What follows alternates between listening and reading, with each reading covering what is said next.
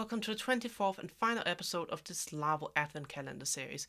It's been an incredible journey sharing 24 tips over the past few weeks, and today I wanted to wrap things up with a bit of a reflection, some personal insights, and look at what's coming next. So what's actually inspired this series? I'll admit it wasn't an entirely original idea. I've been a huge fan of Ashen's Advent Calendar series, and I thought why not do something similar but focus on the Laravel and its ecosystem.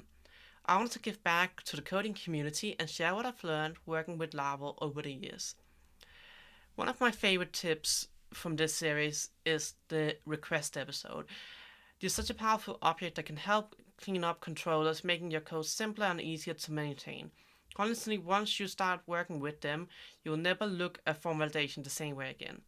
The biggest challenge with working on this series has been the animation of the advent calendar itself. I knew I wanted to look polished, but animating it from scratch just wasn't coming together.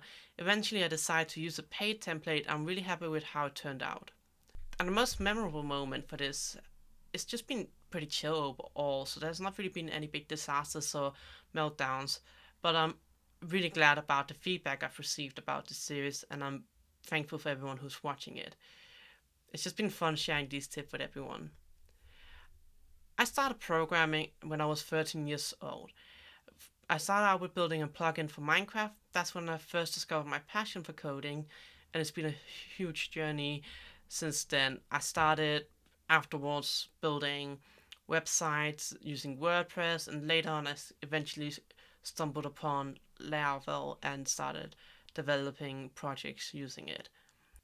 And I think Laravel have really grown since I started using it around version 6 or was it 7. Mostly for personal projects at first. Seeing how it's been growing has been amazing. Features like Horizon, Inertia, and even tools like Livewire have completely changed the way we write Laravel apps today. It just keeps getting better. Speaking of tools, Laravel Herd has been a game changer for local development. I also can't get enough of Inertia and Livewire. They just make building dynamic interfaces so much easier without sacrificing the power of Laravel and the backend. Another thing I've been asked on my videos before I've been informed about is that I sometimes sound a bit monotone. The reason for that is because I have autism, so sometimes I struggle to change my pitch or express tone naturally on camera. Is something I'm actively working on improving, and I really appreciate everyone's support as I continue to grow as a creator. Balancing work, content, and life has been a bit difficult. Eventually, I decided to create a routine by creating videos in the weekends and sometimes in the evenings and early mornings, but I try to produce most of my content in the weekend to avoid being burned out. When I'm in deep focus mode, I go to use my AirPods Max to play music and also to edit my videos because it really helps me stay and block out any distractions whether I'm coding or just editing the videos. Over the next year, I have big plans for the channel.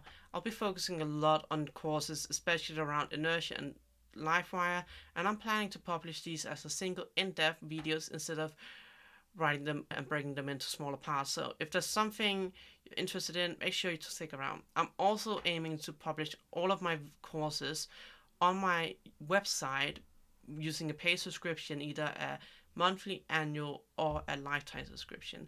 You can essentially go ahead in that case and watch all the videos broken down into multiple parts, released a week in advance of YouTube, and it will be free for people to watch on YouTube still, so upload the entire course to YouTube.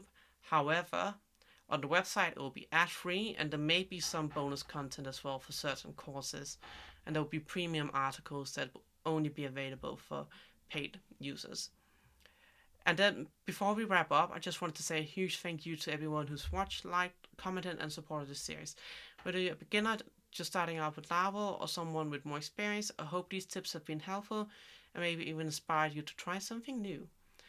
Wish you all an amazing holiday season and a happy new year. I can't wait to share even more content with you in 2025. There will also be some videos coming out throughout Christmas and New Year. But until then, I'll see you in the next one.